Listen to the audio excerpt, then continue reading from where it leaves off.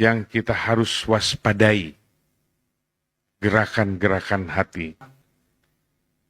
Ada khatirul iman, tapi ada juga khatirun nafs, goresan-goresan gerakan berupa hawa nafsu, dan bercampurlah dan berbulak-baliklah antara nafsu dan keimanan.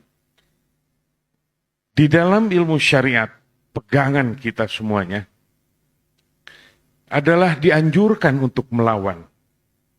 Lorong terbesar di dalam hati adalah berupa ghaflah. Entah langsung an-nafs ini, tentang goresan di dalam hati tadi, khatirun nafs tadi. Dia membawa ke arah kejahatan. Itu adalah sifat manusia. Sifat kesenangan badaniah yang membawa ke arah kejahatan-kejahatan. Itu dasar keinginan manusia. Karena banyaknya keinginan, kebutuhan yang kebanyakan diisi dari mulai kita kecil sebelum akil balik malah. Akil balik itu saat kita dihitung karena dia sudah berakal, maka dosa dihitung. Tapi sesungguhnya an-nafs ini sudah bermain dari mulai kita bayi. Kalau menginginkan sesuatu, menangis dan menjerit. Usia 1 tahun sudah seperti itu. Usia 2 tahun bertambah. Ada yang ngamuk, ada yang seperti. An-nafs sudah terlatih. Syaitan sudah lebih dahulu.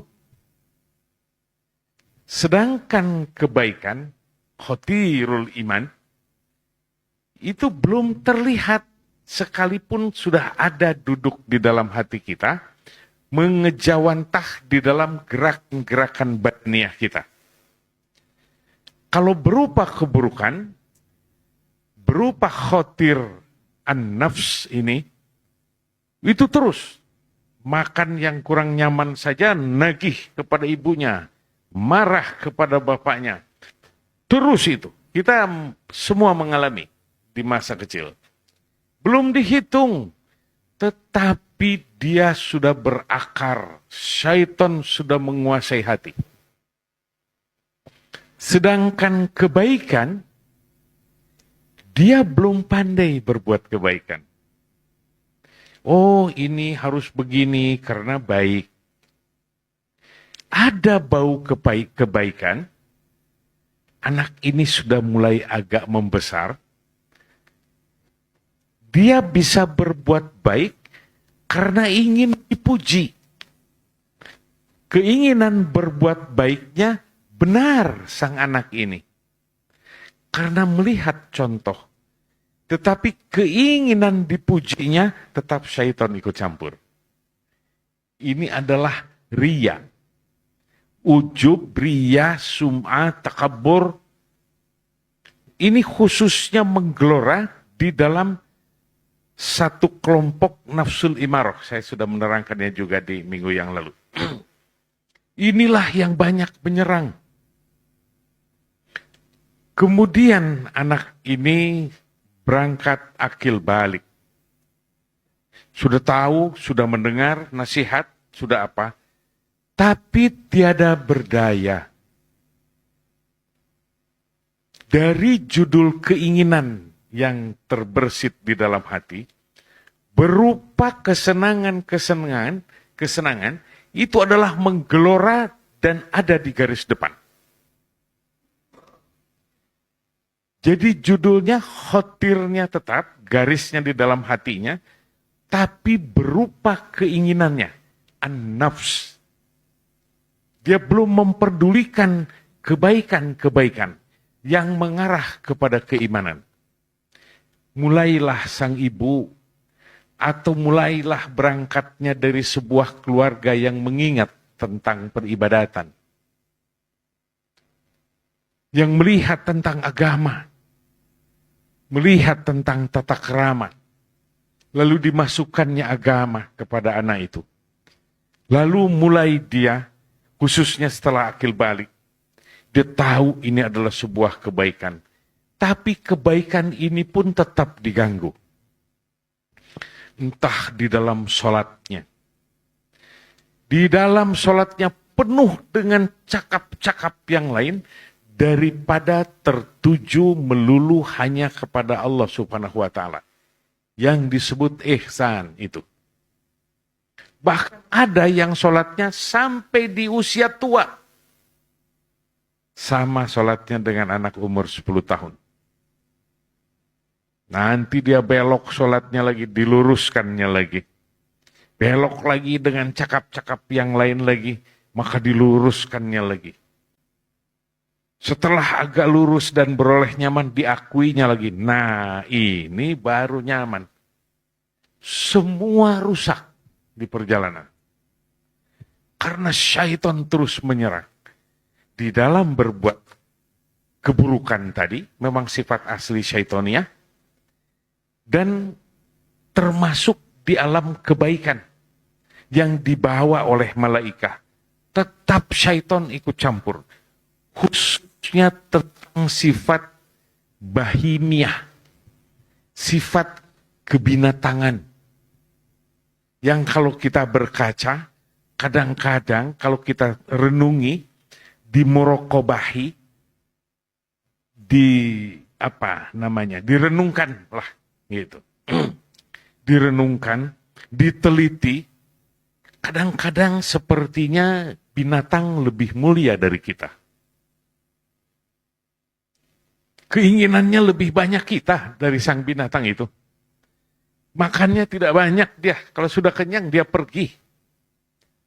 Kalau kita masih menumpuk-numpuknya dan kikir pula, tidak membagikan kepada orang-orang yang membutuhkannya. Sedangkan agama mengajarkan keindahan, akhlakul karimah. Ini dia. Ini berupa ganjalan-ganjalan di dalam kehidupan, di dalam sifat-sifat syaitannya, dan sifat-sifat yang dibawa oleh malaikat. Semuanya diganggu oleh syaitan. Baik. Seorang pejalan jadi harus bagaimana sih kalau begitu? Karena itu terasa di dalam diriku. Benar yang kau katakan, saya seperti itu aku. Bagaimana? Berarti kita harus mempunyai pakaian. Pakaian apa gerangan? Pakaian kesufian. Sudah diberikan kita dari muda, mengaji sampai tua, ilmu pengetahuan agama, agar tidak disimpan di dalam kepala, lalu diganggu oleh syaitan, menjadi kebanggaan pula pengetahuan yang ada di dalam kepalanya itu. Seolah-olah dia berbicara tentang agama orang yang pandai, akhlaknya tiada berubah. Dibuka ayat ini dia hafal, dibuka hadis ini dia hafal. Tapi kita lihat akhlaknya buruk karena tidak mengamalkannya. Dia tidak berpakaian tasawuf. Kita semua yang di sini ingin semua berpakaian kesucian.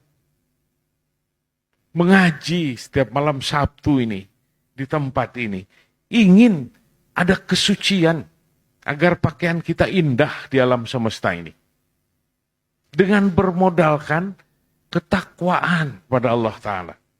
Dawamu zikri, dawamun ubudiyah. Terus menerus di dalam keadaan berzikir kita.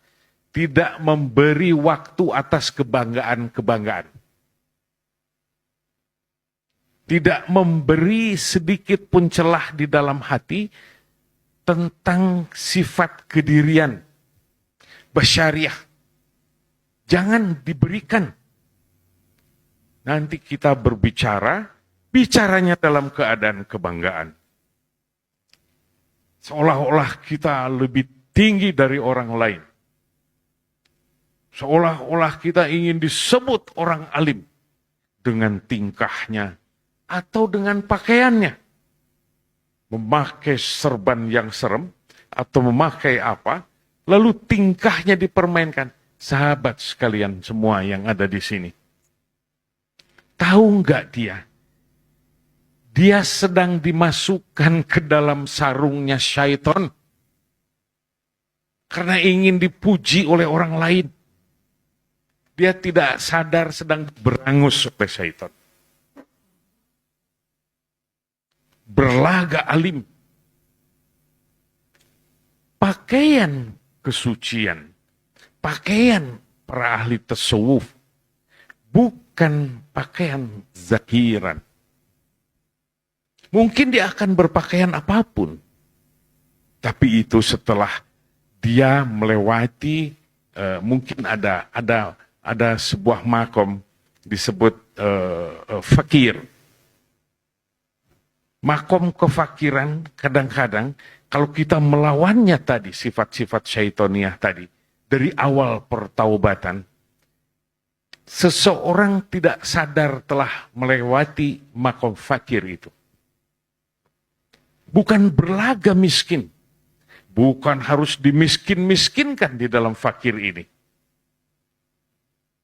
Ada yang mengambil garis. Dimiskin-miskinkan seperti apapun, tetap datang. Karena Allah berkehendak seperti itu.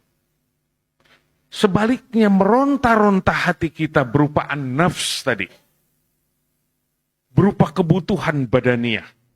Ingin menjadi kaya. Tapi Allah menentukannya seperti itu. Tidak juga jadi kaya. Maka banyaklah orang yang duduk di makom ini yang tiada kesadaran bahwa sesungguhnya dia telah melewati makom kefakiran. Dia tidak peduli dengan itu.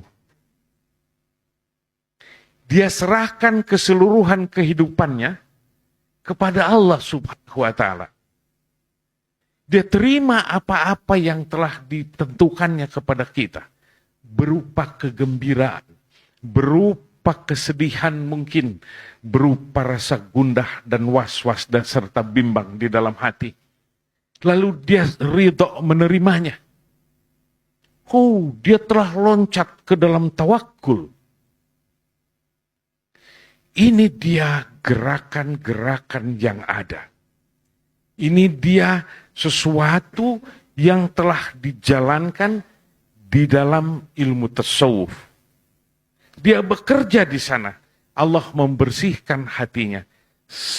Sehingga dia bisa menyerahkan dirinya seluruhnya kepada Allah Ta'ala. Dan di dalam hatinya melulu ikut jalur yang Allah telah tentukan kepada kita. Dia jalankan apa yang telah diajarkannya di dalam ilmu syariat. Lalu dia hanya zat Allah semata yang diingatnya. Lalu dia berangkat di sana dengan segala keberserahan.